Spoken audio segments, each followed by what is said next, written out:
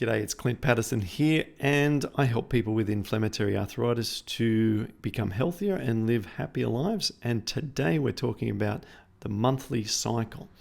And I've got a study that I'm going to present here that shows that the monthly cycle period tends to be one of which there is higher C-reactive protein and inflammation in the body. And you might have noticed this yourself. So if you have your monthly cycle, you may see correlations with inflammation spikes at that time.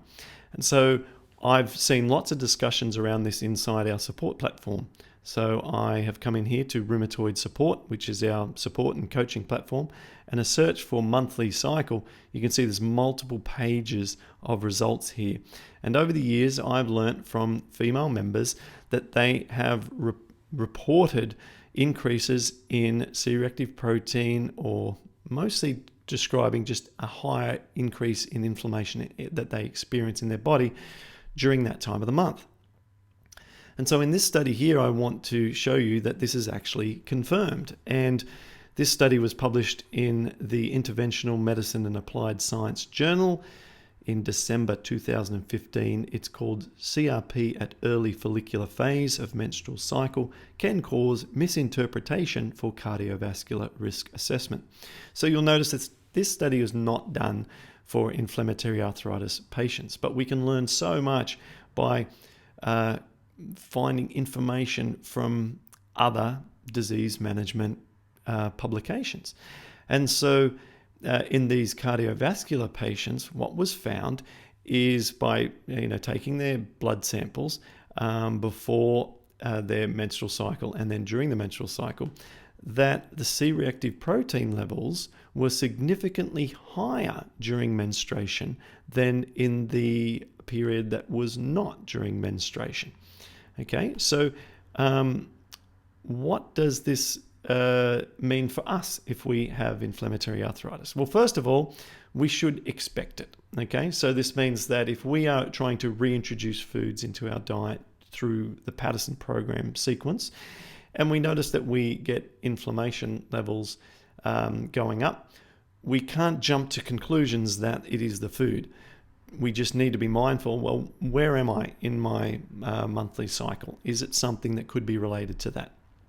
We also need to make decisions carefully based on our medication management.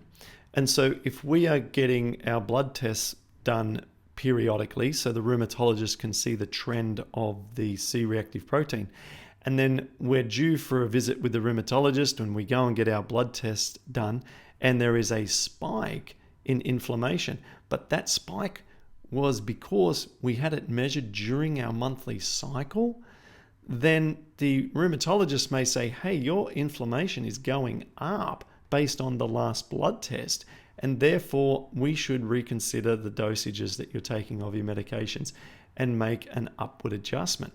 Now, if that's something that we don't want to have that kind of confusion in the results of the blood tests. So there's a couple of examples there. So first of all, just to recap where we're at. So if you're just noticing your inflammation levels in your own body, be aware of where you're at in the monthly cycle before you make too many decisions based on that.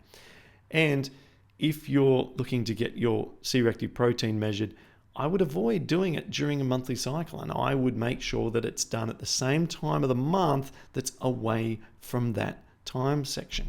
Okay, so I think this is really, really interesting, and I have a case study here from the lady who sent this to me, and she has emailed me this study originally, so I'd like to thank Erica for sending this to me, because as I said, I've been seeing this for a long time, and it's nice to have the study to confirm what we see in practice.